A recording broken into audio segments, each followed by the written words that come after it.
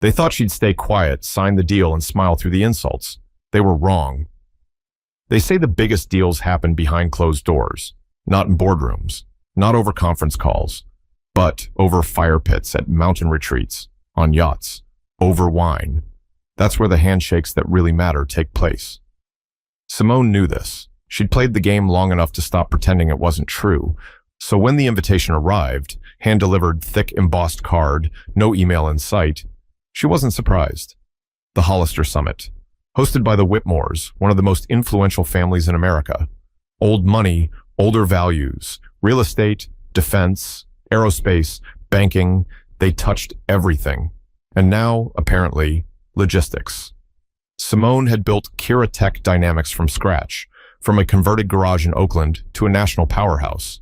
Her AI-powered shipping infrastructure was the future, and everyone knew it. The Whitmores wanted in. A $900 million partnership deal was on the table. Everything seemed aligned, except one thing. The invite read, "Please join us for a private weekend of strategic discussions and relationship building at our family estate in Big Sky, Montana. Dress casual, leave formalities at the door." Simone raised an eyebrow. Big Sky? She had nothing against Montana. But this wasn't her terrain. She moved differently, talked differently, built differently. Still, she accepted, because she didn't get this far by being afraid of uncomfortable rooms. Her assistant, Keisha, looked uneasy as they packed. "You sure about this?" she asked, folding a navy sweater into Simone's weekender bag. "Something about these family-hosted summits feels off. They want your brain, but they expect you to laugh at their jokes." Simone gave a slight smile. "They're getting the deal, not me." She arrived in Big Sky on a Thursday afternoon. The Whitmore estate was a sprawling mountain compound with security tighter than Fort Knox. Black SUVs, private airstrip, ranch hands, helicopters in the distance. A young man in a Patagonia fleece greeted her at the gates. "Miss Caldwell, welcome. We're thrilled to have you." "It's Simone," she replied, extending her hand. He hesitated, then grinned. "Right, Simone. I'm Grayson. I'll get your bags. The family's just finishing up lunch on the deck." She followed him through manicured paths, past luxury cabins, tennis courts, a custom-built whiskey distillery. This wasn't just wealth. This was legacy. Simone took it all in silently. When she finally approached the main lodge, she spotted them. A dozen people in casual designer wear, laughing over sparkling water and charcuterie. The Whitmore clan. It was like walking into a country club catalog shoot. Richard Whitmore Sr., silver-haired and still broad-shouldered at 74, was seated at the head of the table. Next to him, his son and Simone's main contact, Bradley Whitmore. Early 40s, smug in the way only people born into billions can be. And surrounding them, spouses, cousins, consultants. As Simone stepped onto the deck, conversation slowed. Not stopped, just paused. She'd felt that pause before. Bradley stood up quickly and waved. "Simone, you made it. We were just talking about the future of rail freight automation. Come, join us." Simone smiled and walked over, hand outstretched. "Thank you. Beautiful property." Richard Sr. stood next, slower, and gave her a quick once-over. "So you're the woman everyone's buzzing about," he said, eyebrows raised. "Quite the reputation you have." "Hopefully a good one," Simone replied evenly. "Oh, of course. We just weren't expecting—" He stopped short. "Well, come sit. There's wine." No one moved to pull out a chair, so she did it herself. The conversation resumed, and though her presence was tolerated, it was clear this wasn't her table. Not really. But that didn't bother Simone. She didn't come to be liked. She came to make history. But as the day wore on, it became clear she'd have to navigate more than business to get there. Simone thought she'd experienced every kind of passive-aggressive behavior corporate life had to offer. She was wrong. That first evening, the Whitmores hosted a welcome cocktail hour in the glass-walled lounge overlooking the mountains. It was casual on the surface, cheese boards, string quartet in the background, fireplace lit. But the undercurrent was unmistakable. A social vetting disguised as hospitality. Every conversation felt like a test. "So, where'd you actually grow up?" asked Dina Whitmore Baines, Richard Sr.'s daughter, swirling her wine. "East Oakland," Simone answered without blinking. Dina tilted her head, amused. "And now you're out here negotiating nearly $1 billion deal with us. That's incredible." The emphasis on us wasn't lost on Simone. She offered a calm smile. "Hard work travels." Across the room, Bradley had cornered her assistant, Keisha, who had joined Simone to support the retreat logistics. "So, what's your boss like in real life?" he asked, clearly assuming Keisha was a personal aide. "Tough? Type A? I bet she's got a military dad or something, right?" Keisha blinked. "She's standing 5 feet away. You could just ask her." Bradley chuckled like she was being playful. "Yeah, but she's all business right now. Wanted the inside scoop." Simone caught it. She caught everything. Later, as the group migrated to the billiards room, one of the cousins, a guy in his late 30s named Trent, leaned against the pool table and said, "I was shocked when Bradley said the CEO of Kiratech was you. Honestly, I pictured someone different." Simone tilted her head. "Different how?" He gave an awkward laugh. "You know, maybe older, maybe a guy. Definitely not someone who could pull off heels in a balance sheet." Simone laughed softly, but it didn't reach her eyes. "I get that a lot, usually right before someone tries to lowball me." And for a moment, the room got quiet again, just like on the deck. Later that night, back in her guest suite, Keisha knocked on the door, already in sweats. "You good?" she asked. Simone was brushing out her hair in front of the mirror. "I'm fine." "They're being slick. You caught all that, right?" "I caught it. All of it." "Want to leave? We can fake a stomach flu. Private jet out before sunrise." Simone smiled at that. Tempting, but no. If I back out now, they win. They think I care more about being liked than being respected. I can't give them that. Keisha sat down on the couch. "You really think they'll sign the deal?" Simone turned, expressions still unreadable. "They need the deal, but I want to see how far they're willing to go pretending they don't." The next morning brought skeet shooting and ATV rides through the hills. Simone opted out and used the time to take investor calls from the guest office, an oak-paneled den with books arranged more for aesthetics than reading. By mid-afternoon, she returned to the lodge. The others were already back, muddy boots scattered across the foyer, laughter echoing from the kitchen. As she walked through, a woman with a clipboard, one of the estate staff, dressed in a gray uniform, hurried over. "Oh, I'm so sorry," she said breathlessly. "Are you one of the new caterers?" Simone stared at her. "No, I'm not." The woman flushed. Oh, I didn't mean..." Simone cut her off, gently but firmly.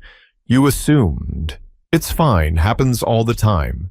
She walked past, slowly, every step echoing louder than the one before. Back in her room, Simone sat on the edge of the bed and stared out at the trees. Montana was beautiful, but the beauty didn't matter right now. Respect wasn't in the air. It was something she'd have to take. But she had no idea just how far the Whitmores would go to test her patience before she finally reached her breaking point. The next evening was supposed to be light. Just a small dinner by the fire, they said. Something intimate. A chance to relax before tomorrow's big strategy presentation. Simone dressed simple but sharp. Black slacks, a tailored camel blouse, low-heeled boots. She walked into the lodge's west dining room, where a long wooden table had been set with linen napkins and antique candle holders. There were only 9 seats, not the full group from before. Richard Sr., Bradley, and a few others were already sipping drinks. But before Simone could reach her seat, a voice stopped her. "Excuse me, can you refresh the wine on that end? And we're out of ice." Simone turned slowly. It was Meredith Whitmore, Richard's wife. She was holding a crystal glass and not even looking at her. "Ma'am?" Simone said flatly. That made Meredith look up. Her expression froze for half a second. Oh my goodness, She waved a hand. "I thought you were staff." Simone didn't blink. "I'm not." "I see that now," Meredith said, adjusting her blouse. "My mistake." The room got a little quieter. Bradley tried to smooth it over, laughing awkwardly. "Mom, Simone's the reason we might still have a freight division in 5 years." But the sting had already landed. Simone walked to her seat without another word. During dinner, no one mentioned it, not directly. The conversation tiptoed around AI automation, shipping routes, climate tech synergy. But beneath the surface, Simone could feel the tension, like a string pulled just tight enough to hum. She answered their questions, challenged their assumptions, and when Bradley misquoted one of her public patents, she corrected him, with citations. The food was excellent, but she barely touched it. At one point, Dina leaned over and said in a half-whisper, "I can't imagine how exhausting it must be, being in rooms where you're always underestimated." Simone gave a tired smile. It's not exhausting, it's just familiar. After dessert, Richard Sr. raised his glass. To Simone, he said, for tolerating this oddball family of ours. You've got steel in your spine. That's rare. She raised hers back but didn't sip. I built something I believe in, she said, and when I see that belief questioned, not by market data, but by tone, by posture, I take note. A few family members shifted in their chairs. Bradley leaned forward. Simone, no one here is questioning what you've built. We just have our own way of doing things. Culture, tradition, you know? Simone nodded. I know. But she didn't say what she was really thinking, because it would have flipped that table over. After dinner, Simone stepped outside alone, into the freezing air. Keisha found her 10 minutes later, arms crossed tight in her hoodie. They mistook you for staff. Again, she said, voice flat. Simone didn't answer. Keisha took a breath. You said they needed the deal. They do. So why are they acting like they don't? Because they don't want to need me. They want to absorb me. Quietly, neatly, without bending a single rule in their house. You're still going through with the pitch tomorrow? Simone looked out at the trees, their edges blurring in the dark. Yeah, she said, because what I say tomorrow will tell them who they're really dealing with. But even Simone didn't expect just how ugly it would get before sunrise. By the time Friday evening rolled around, Simone had rehearsed her pitch 4 times. She knew every slide, every number, every potential objection. But it wasn't the presentation that had her on edge. It was the dinner that came before it. The final night of the retreat, the so-called family dinner in the main lodge dining hall. Not casual this time, formal attire, candle-lit, long oak table, assigned seating. Keisha wasn't invited. She's staff, right? Meredith had asked Bradley.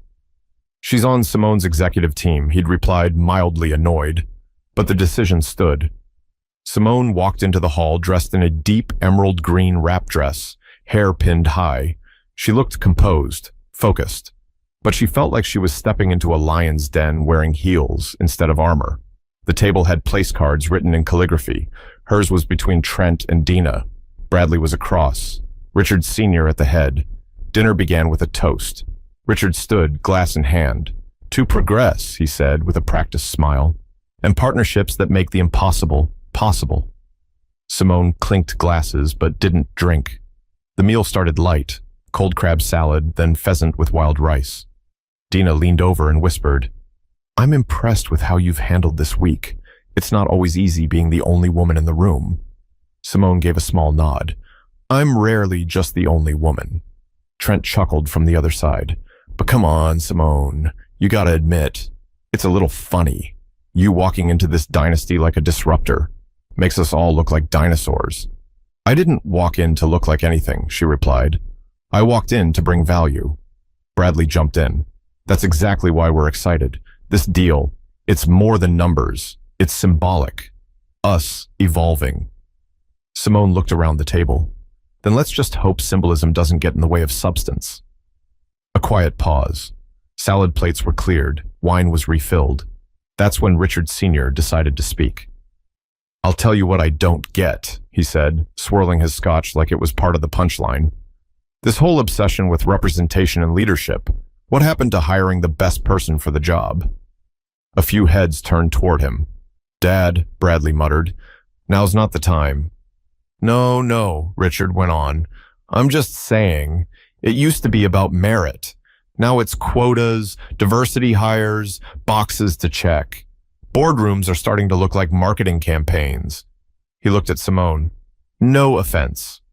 She sat still. Everyone waited. Simone folded her napkin slowly and placed it on the table. None taken, she said, because when people say that, no offense, what they really mean is they're hoping you'll swallow the insult and keep the peace. Richard leaned back, unfazed. I'm just speaking truth. Simone looked him in the eye. Then here's some truth for you. I didn't build Kiratech because I was part of someone's inclusion initiative. I built it because no one else could solve the problem I did. My company isn't a box you check. It's the reason your aging logistics empire might survive another decade.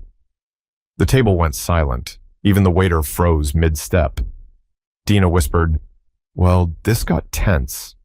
Simone stood up slowly, hands calm at her sides. I've been called articulate, aggressive, impressive, intimidating, sometimes all in the same sentence. But rarely have I sat at a table this expensive and heard someone so proud of being wrong. Trent opened his mouth, then shut it. Bradley looked like he wanted to melt into his chair. Richard Sr. raised his glass again. You got fight. I'll give you that.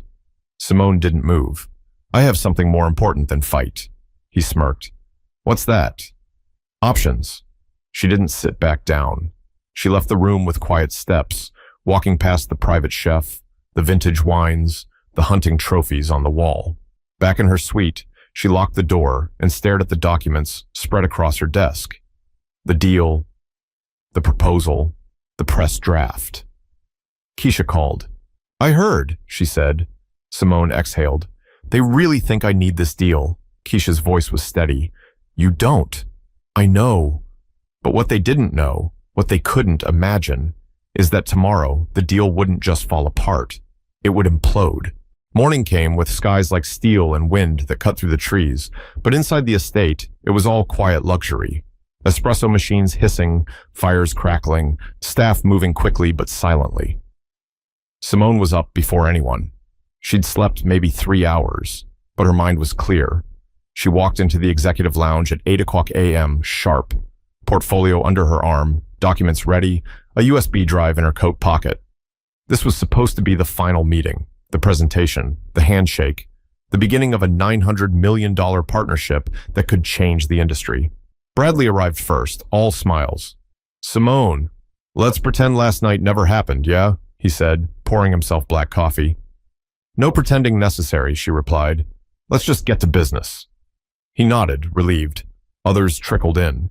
Dina, Trent, 2 legal advisors, and finally Richard Sr., wearing the same pressed khakis and a Patagonia vest like he was heading out to shoot pheasant instead of finalize a mega deal. Simone stood in front of the room, backed by the fireplace, her slides queued up on the screen. She started strong. Kiratech is not just future-proofing the shipping industry, she said, clicking through diagrams. We're creating a neural network of predictive logistics that reacts faster than human supply chains ever could. Data flashed behind her. Graphs, real-time maps, predictive curves. They watched, listened, took notes. Then she paused. I'd now like to walk through the integration timeline, assuming we still see this partnership as viable. She looked up. Silence. Then Richard Sr. leaned back, hands behind his head. Impressive, he said.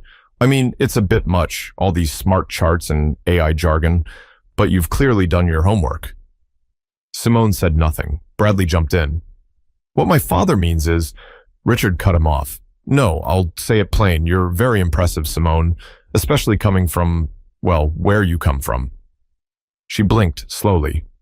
And listen, he continued, I get that companies like yours need a little edge, a little story. You know, woman-led, minority founder, all that. You gotta play the game. He chuckled. It's like marketing with melanin. Works like a charm these days.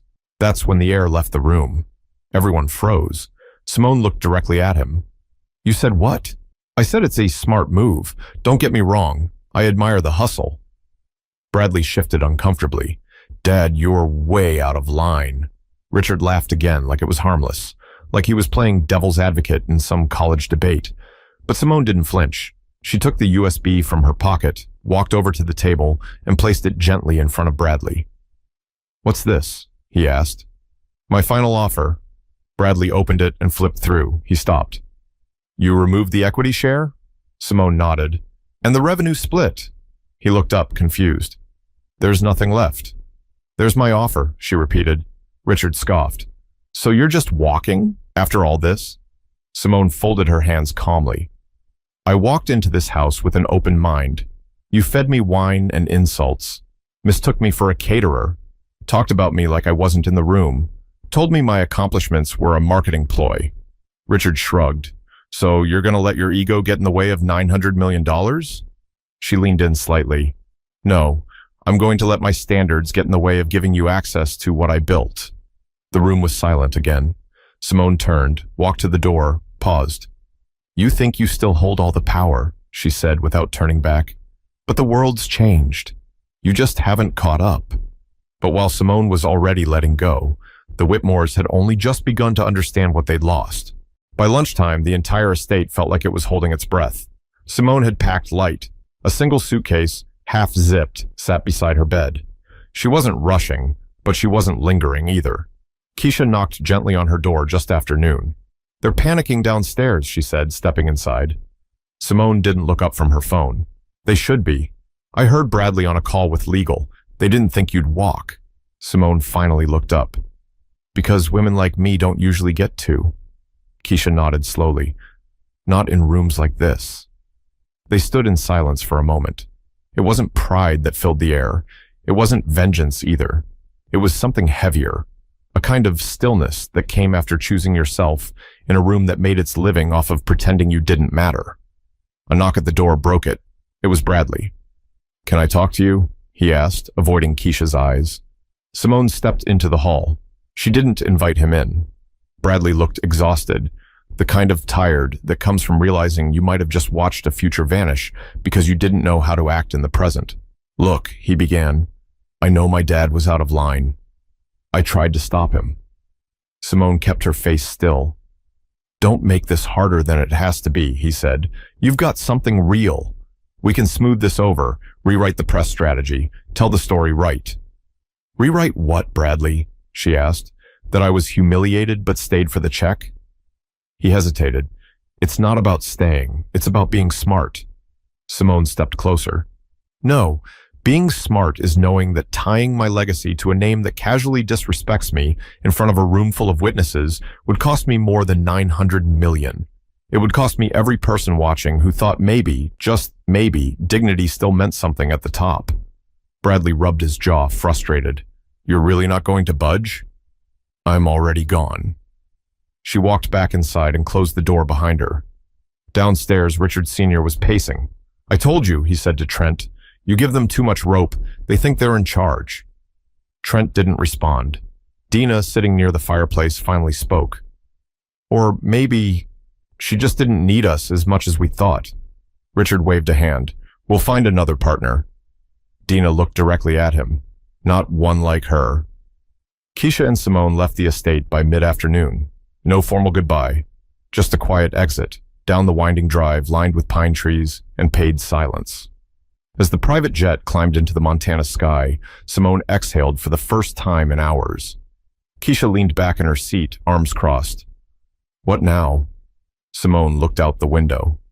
"Now," she said, "now we tell our story, and we do it our way." But as the plane disappeared into the clouds, the headlines were already being written, and the Whitmores were about to learn that walking away quietly doesn't mean walking away weak. By the next morning, it was everywhere. Kiratech's CEO walks away from $900 deal after disrespect at private summit. Simone Jules makes bold exit from partnership with Whitmore conglomerate. Tech founder stands her ground, and the industry takes note. Simone hadn't even released a statement yet, but she didn't need to. Someone on the inside, likely one of the junior advisors, leaked details to a reporter in San Diego, and the story spread like wildfire. The comments were relentless. "This woman just did what 10 corporate DEI teams couldn't. This is why we don't just want seats at the table. We want to build our own table. $900 million, and she still said no. That's power." The Whitmores were caught flat-footed. Bradley tried to do damage control, offering vague quotes to business outlets about strategic realignments and differences in company culture. But it only made things worse, because people wanted answers, and the silence from Simone only added fuel. When she finally agreed to do a single interview, it wasn't with a major network. It was with a Black-owned business podcast based in Baltimore. She didn't dress up for it, no makeup crew, just her voice, and a kitchen table. "I didn't walk away from the deal," she said calmly. "I walked away from disrespect." She paused. People confuse silence with weakness, but silence can also be a choice, a boundary, a refusal to entertain things that should have never been said in the first place. The host leaned in. "And what would you say to the young girl watching this, who thinks she has to tolerate those things to succeed?" Simone didn't hesitate.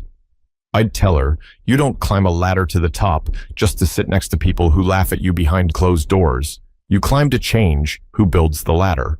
A week later, Kira Tech announced a strategic alliance with a coalition of minority-owned manufacturing and shipping companies based in Arizona and Oregon. Smaller players, but innovative and fast-growing.